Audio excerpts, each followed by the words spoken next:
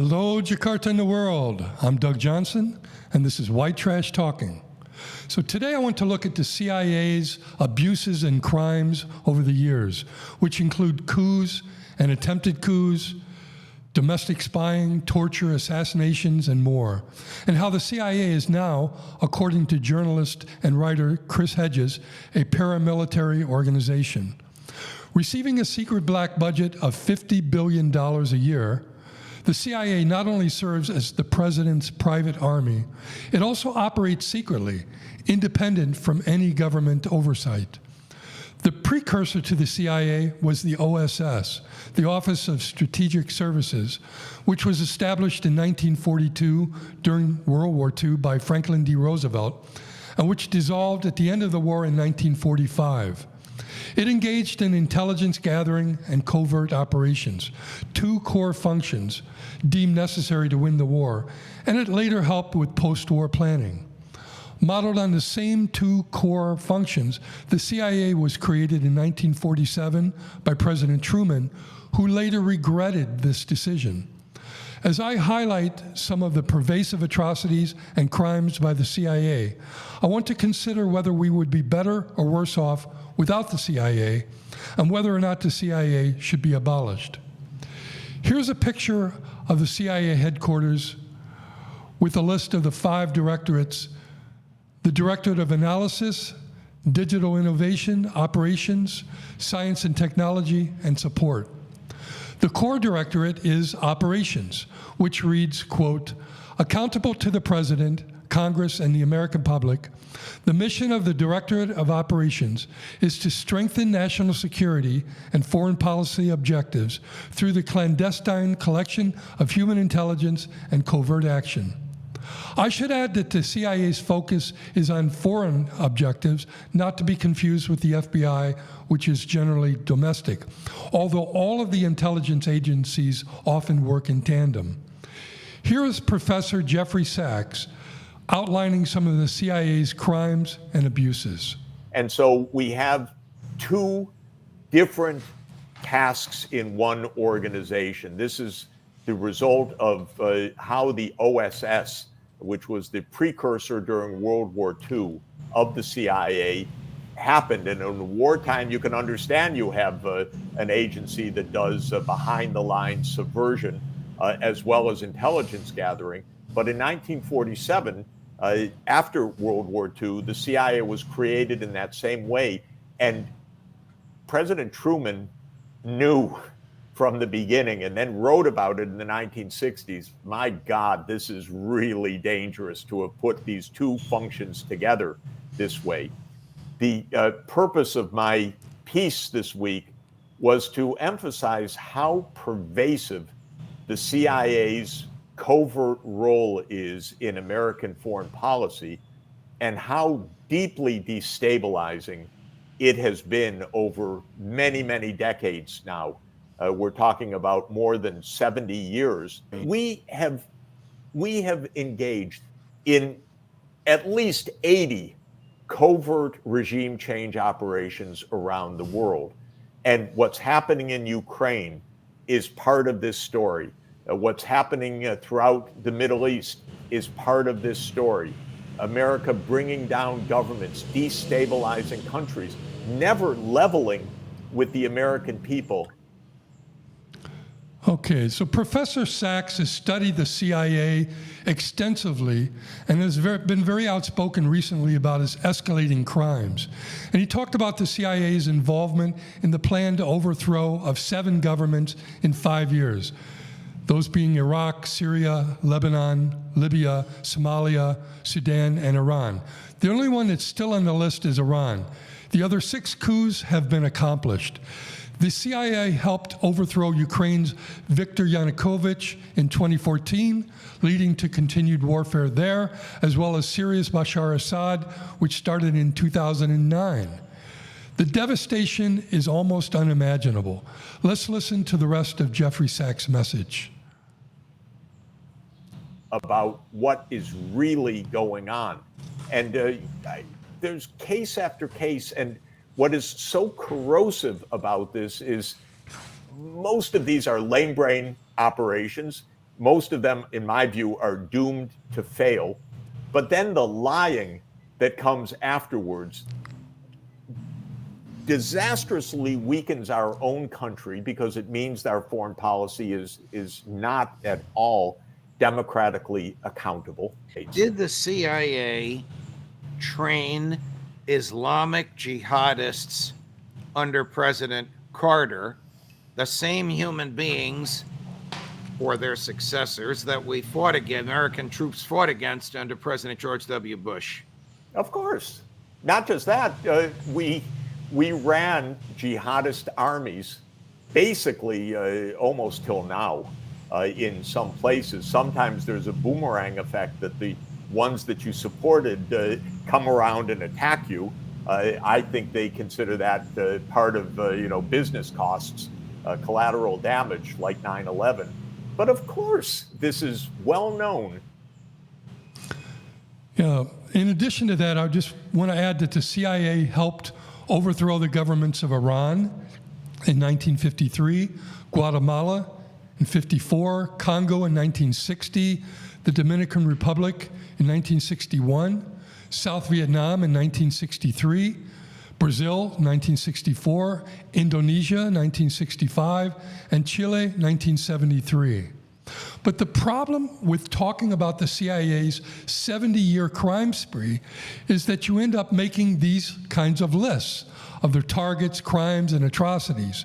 However, this procession of countries' names omits the horrors and the bloodshed and the human suffering involved, and instead becomes like notches on a wall or measurements on a stick that we use to try to wrap our minds around the unthinkable to come to terms with it.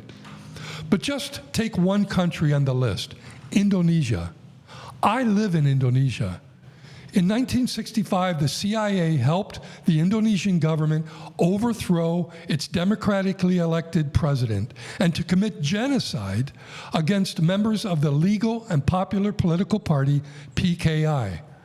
The CIA provided kill lists along with tactical support to kill or disappear around 1 million innocent people. Later, the CIA gave the same help to murder 1/4 of the population of East Timor. To this day, you can still feel death in the air. The ensuing U.S.-installed President Suharto ruled with an iron fist for 31 years and destroyed all of the things associated with PKI, the best things of the Indonesian society, by the way, including democracy, higher education, labor unions, civic groups, and the arts. These things never came back. They never recovered. The Indonesian government created a false narrative to cover up the genocide, so people here are immersed in lies. Just like Jeffrey Sachs says, you have to tell lies to cover this up. The victims' families are ostracized to this day, unable to share the depth of their grief.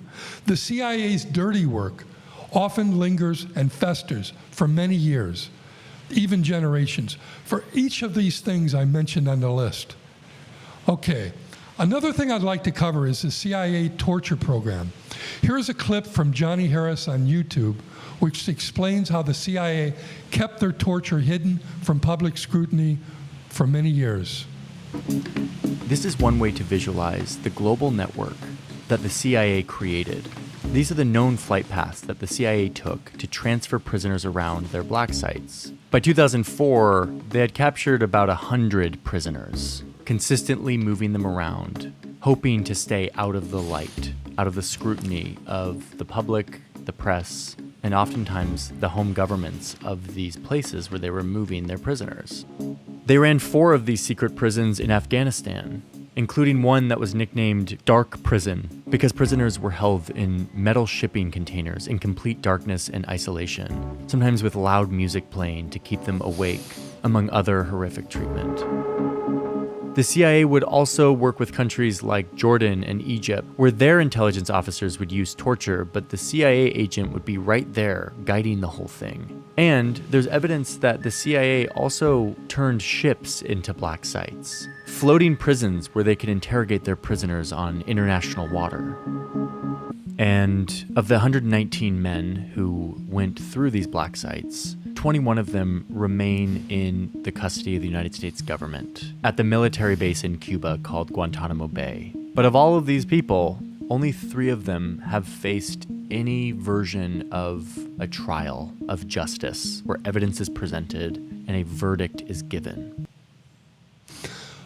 I recently watched the entire proceedings of the confirmation hearing for John Ratcliffe for the new CIA director.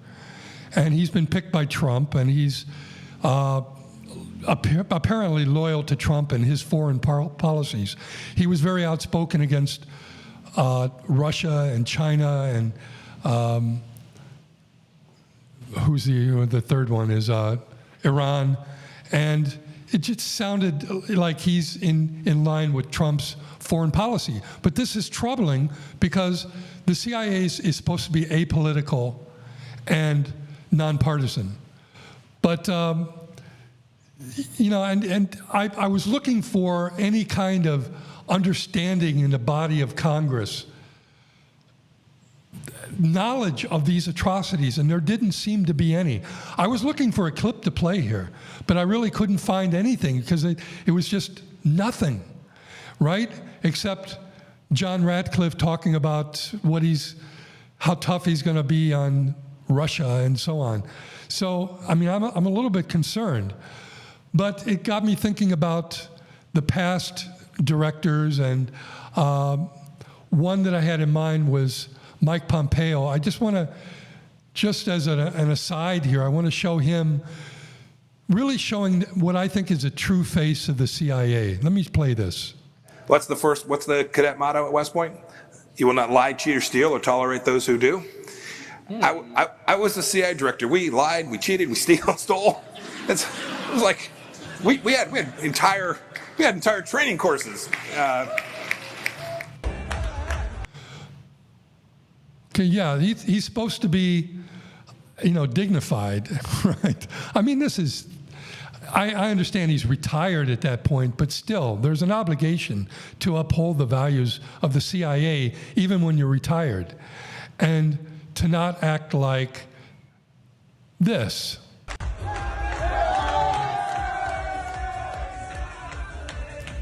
This is him dancing with the IDF prior to genocide. They're singing about killing the Amalek, the unbelievers, the biblical Amalek that they're going to wipe out. And he's dancing with the soldiers.